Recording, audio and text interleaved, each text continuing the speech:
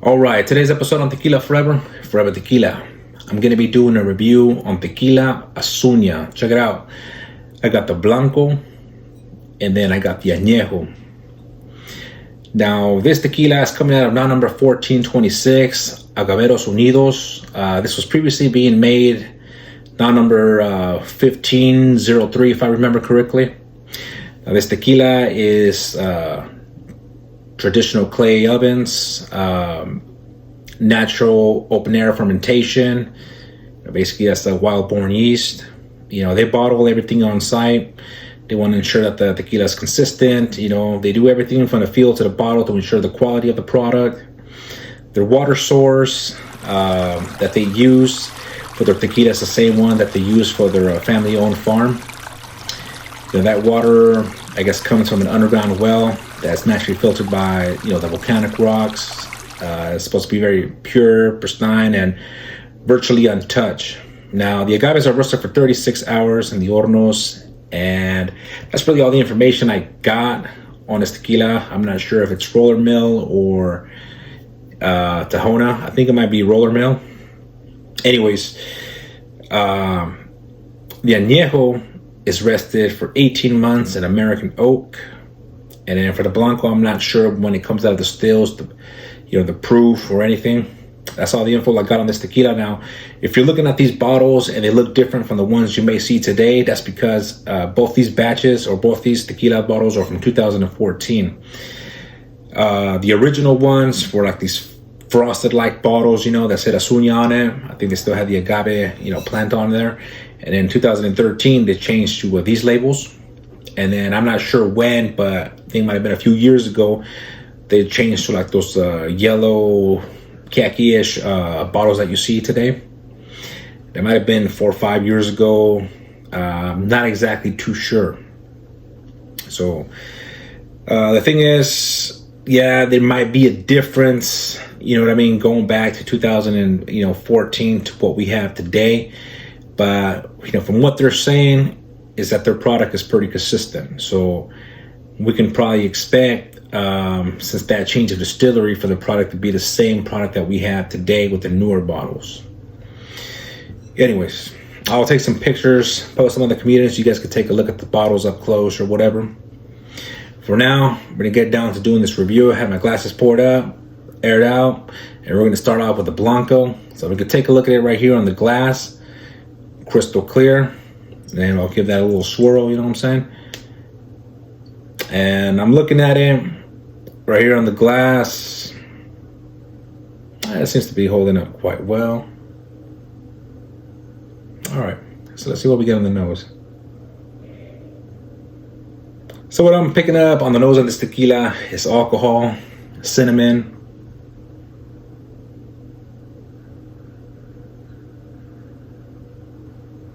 I want to say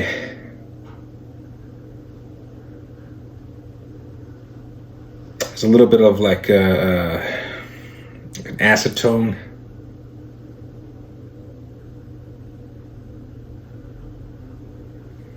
A little bit of like a spice to it.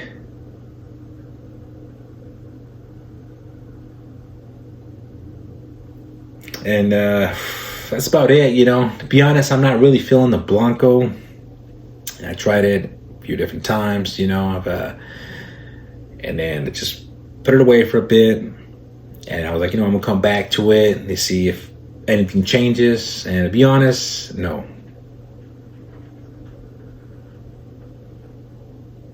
Nah. But let's go ahead and talk about the flavors.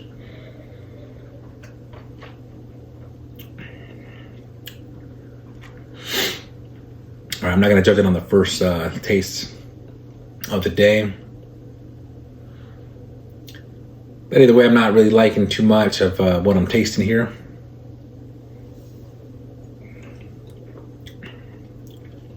That's what I had picked up. A little bit of minerals, cinnamon, get that alcohol. A little bit of an earthiness to it. And that's about it, you know what I mean? And the mouthfeel on this tequila, it's just I can taste that alcohol there too. It's a little bit light. I'm not impressed by it, to be honest. I think I paid like $40 for this Blanco. I think they can go anywhere from like $34 to $46. Some places even $50. Yeah, but not really impressed by it, to be honest. So let's go ahead and just jump over to the Añejo. So we'll take a look at that here in the color. I mean, this one right here is pretty dark. Wow. And it doesn't say if it's new or previously used barrels, but I'm assuming that they're probably previously used. But it's a little dark. So I'm gonna go ahead and swirl this one up too. And I can see it right here on the glass. Looks nice, thick and oily. Don't even see it breaking down yet. But all right, let's go ahead and talk about the aromas on this. So I can smell that all that cinnamon notes, coming through, along with some oak, a little bit of muted like butterscotch.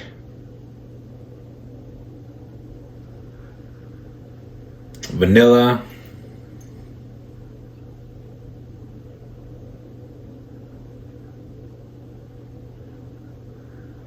A little bit of earthiness to it, and then a little bit of the minerals kind of shine through in there.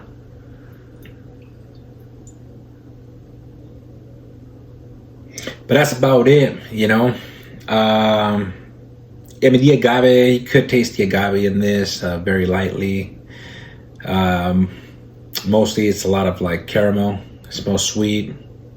I mean, it smells all right. It smells all right.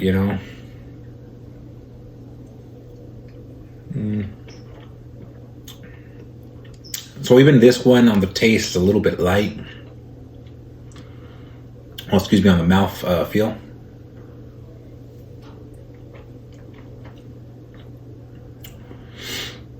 But I want to say that I'm picking up a lot of caramel on the taste. There's a lot of caramel, vanilla. I do get that butterscotch in there. I can still taste that cinnamon. And nothing wrong with cinnamon, just to be clear, you know what I'm saying? But to be honest, I'm not impressed with either one of these tequilas. I bought this one for $45, but I believe this runs for like $60 in most places. So the price that I had found on this one, I removed the little tag, but this was like $45. And then some of like the newer ones, they had the current price tag on them. So when I seen them, when I picked them up, I was like, before they realize and prices go up or whatever, but yeah, I'm not impressed with either one of these. You know what I mean? The Añejo, it's okay. It's okay. That's really what I'm gonna say. It's all right. You know what I mean? When it comes to the balance, like on the Añejo, I just feel like there's tons of caramel. You know what I mean? There's a sweetness. I don't mind sweet. I like sweet tequilas, but there's just a ton of that. You know what I mean? It just, some notes overpower the other. I don't think I can sip this all night. I mean, the price is not bad, luckily, for what I paid for it. The Blanco,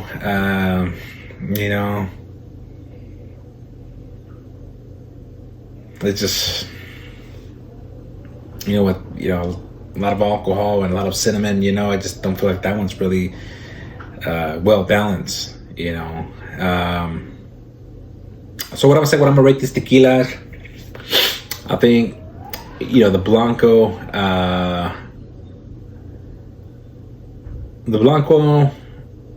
I think I'm gonna give it like a 78, and for this Añejo, I'm gonna go with like an 81 on this tequila. My rating, you know what I'm saying, and that's at $45. If I had to pay the $60, man, I'll probably give it 78 as well, whatever. It's all right. It's not bad. It's not impressive. but not just for me, you know. So to be honest, even if this is organic, like the newer ones, say everything was done the same way, I don't care. It's not that good. So I'm not gonna recommend these tequilas, you know.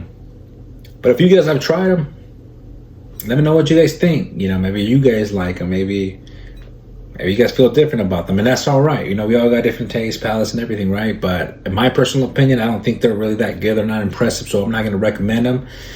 I think I'd rather go with other tequilas for that price. But for an Añejo at $45,